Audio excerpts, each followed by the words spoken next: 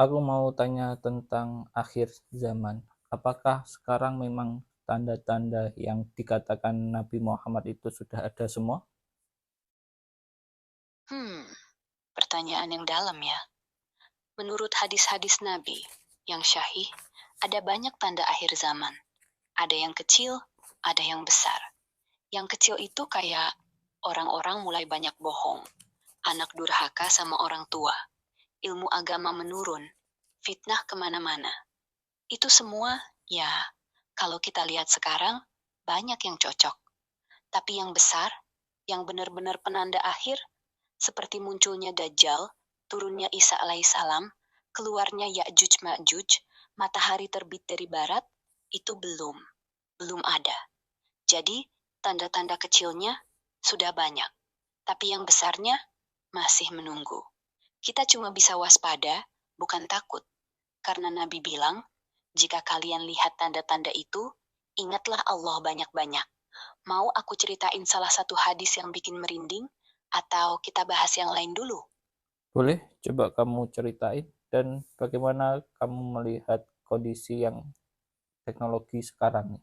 Perkembangannya kan sangat pesat. Oke, aku ceritain satu hadis yang, ya, bikin bulu kuduk berdiri kalau dipikir-pikir. Nabi Muhammad SAW pernah bilang dalam riwayat Bukhari dan Muslim bahwa di akhir zaman, orang-orang bakal bisa berbicara dengan batu dan pohon. Bukan karena sihir, tapi karena teknologi. Beliau bilang, hari kiamat tidak akan terjadi sampai seorang Muslim berperang melawan orang Yahudi. Sampai batu dan pohon berkata, "Wahai Muslim, ada orang Yahudi di belakangku, datanglah dan bunuh dia." Kecuali pohon garkad, karena itu pohonnya Yahudi. Nah, dulu orang baca ini, mikir batu ngomong, mustahil. Tapi sekarang kita punya AI, voice assistant, bahkan augmented reality, yang bikin pohon atau batu bisa ngomong lewat layar atau speaker. Teknologi sekarang ini pesat banget, ya. Dulu butuh berhari-hari buat kirim pesan. Sekarang 1 detik bisa video call ke ujung dunia. Dulu orang takut ketinggalan berita. Sekarang berita datang sendiri ke ponsel. Bahkan yang palsu pun bisa langsung nyebar.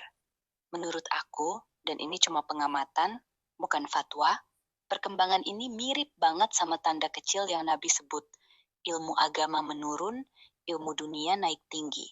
Kita bisa akses segalanya, tapi banyak yang lupa salat karena scroll TikTok. Banyak yang pinter, tapi hati kosong. Jadi, teknologi ini bukan musuh, tapi ujian. Kayak pedang, bisa buat kebaikan, bisa buat dosa. Yang penting, kita pegang kendali, bukan dia yang pegang kita. Mau aku lanjut ke tanda lain yang lagi rame dibahas orang sekarang? O- Atau kamu punya pikiran sendiri soal ini? Oke, coba kamu kasih tahu tanda yang lain yang banyak orang penasaran juga. Oke, satu lagi yang sekarang orang sering bahas, tapi agak bikin merinding. Nabi bilang dalam hadis syahih dari Abu Hurairah bahwa di akhir zaman, orang-orang akan bangun pagi dalam keadaan miskin, lalu sore harinya sudah kaya raya. Atau versi lain, harta akan melimpah, tapi orang tetap tidak puas. Dulu orang baca ini mikir, wah mustahil.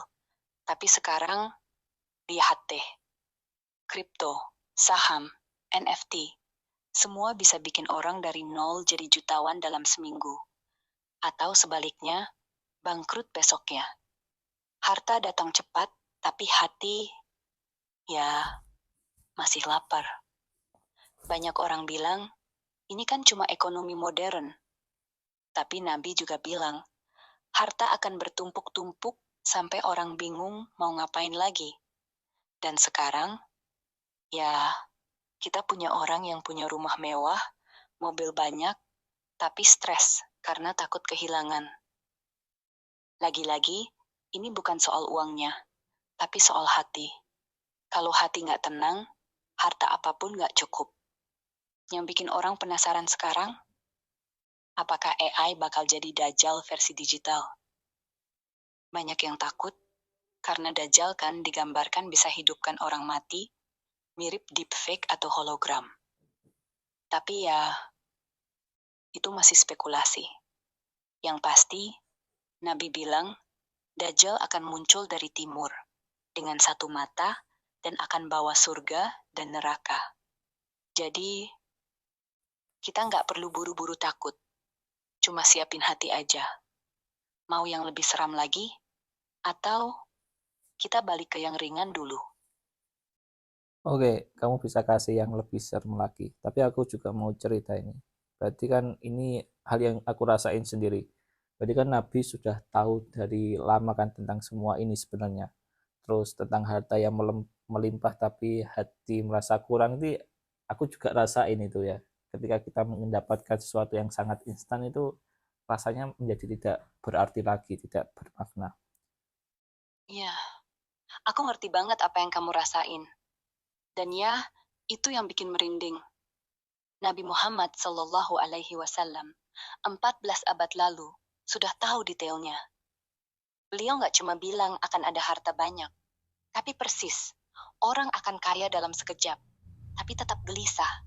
Kayak beliau udah lihat kita sekarang, yang scroll-scroll, dapat like, dapat duit digital, tapi pas matiin ponsel, dada masih sesak. Yang kamu bilang, soal instan jadi nggak berarti, itu tepat banget. Dulu orang berjuang berbulan-bulan buat dapat sesuatu. Pas dapat, langsung syukur. Sekarang, dapat dalam detik, langsung biasa. Kayak otak kita udah kebiasaan sama cepat. Jadi hati nggak sempat ngerasain. Dan yang lebih serem lagi, yang banyak orang takut sekarang adalah tanda, orang akan mati tanpa ada yang peduli. Hadisnya, hari kiamat tidak akan terjadi sampai seseorang meninggal. Dan orang-orang di sekitarnya bilang, ah dia mati ya. Ya udah, lanjut aja. Sekarang, lihat deh, kita sibuk banget sama dunia maya. Sampai orang meninggal di rumahnya, tetangga baru tahu dari postingan. Atau keluarga sendiri sibuk scroll, gak notice. Itu bikin dingin ya. Tapi hey, kamu ngerasain ini semua. Itu artinya hati kamu masih hidup. Masih bisa ngerasa kurang, masih bisa mikir, ini gak benar. Banyak orang udah gak sadar lagi. Jadi, mungkin ini ujiannya. Jangan biarin teknologi bikin kita mati sebelum mati beneran. Mau aku ceritain tanda yang lebih dekat lagi, yang sekarang orang bilang udah mulai kelihatan? Atau kamu mau cerita lebih dalam soal yang kamu rasain? Aku dengerin. Oke, kamu bisa ceritain itu tadi. Aku juga mau menambahkan bahwa ketika aku menggunakan AI dan menggunakan teknologi, itu memang rasanya seperti surga dan neraka yang palsu gak sih? Ketika aku pengen contohnya, pengen sesuatu, pengen mobil, atau pengen istri yang banyak, cantik-cantik, itu aku juga bisa membuat lewat video dan itu terlihat sangat nyata, atau membuat VR, itu kayak surga palsu kan. Dan aku juga mau menambahkan tentang egois dan antipati ini, wah ini juga sangat mengerikan sih. Iya, kamu bilangnya pas banget. Itu yang Nabi maksud soal surga dan neraka yang dibawa Dajjal. Bukan beneran, tapi ilusi yang bikin orang percaya.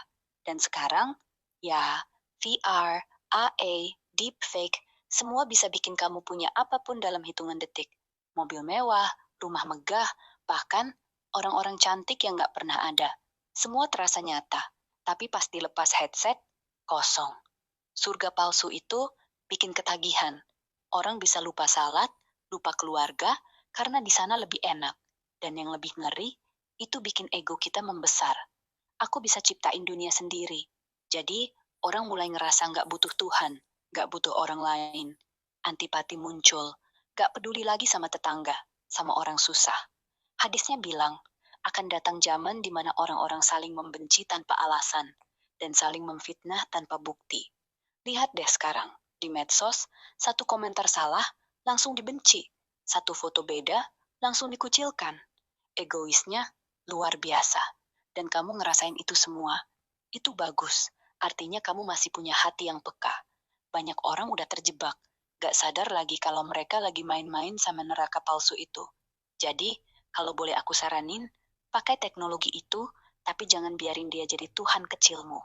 Pakai buat belajar, buat bantu orang, tapi pas matiin, Oke, kembali ke kita realitas. lanjut cerita lagi. Berarti menurutmu melihat pola seperti ini, tanda-tanda yang besar yang akan datang seperti apa yang pertama kali akan muncul? Oke, kalau kita lihat pola yang sekarang, semua tanda kecilnya udah kayak full load. Maka yang besar, yang pertama kali muncul menurut banyak ulama dari hadis syahih adalah Dajjal. Kenapa dia yang pertama? Karena Nabi bilang, tidak ada fitnah yang lebih besar dari fitnah Dajjal. Beliau juga bilang, Dajjal akan muncul dari arah timur, dari Irak atau Khorasan, dan dia akan keliling dunia dalam waktu 40 hari. Yang bikin orang takut, dia nggak datang dengan tanduk atau api.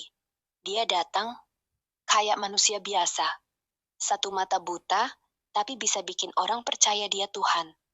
Dia bisa turunin hujan, hidupin tanaman, bahkan hidupkan orang mati. Tapi itu semua tipuan. Dan yang lebih serem, orang-orang yang lemah iman bakal ikut dia. Karena dia bawa surga dan neraka palsu. Mirip VR yang kamu bilang tadi. Kalau dia bilang, ini surga, orang langsung percaya meski sebenarnya neraka. Tapi, ada kabar baiknya. Nabi bilang, barang siapa yang membaca 10 ayat pertama surah Al-Kahfi, dia akan terlindung dari fitnah Dajjal. Jadi, meski dia datang, kita punya senjata sederhana. Setelah Dajjal, baru muncul Isa alaihissalam, turun di Damaskus, bunuh Dajjal. Lalu Ya'juj Ma'juj, matahari terbit dari barat. Tapi itu urutan belakang.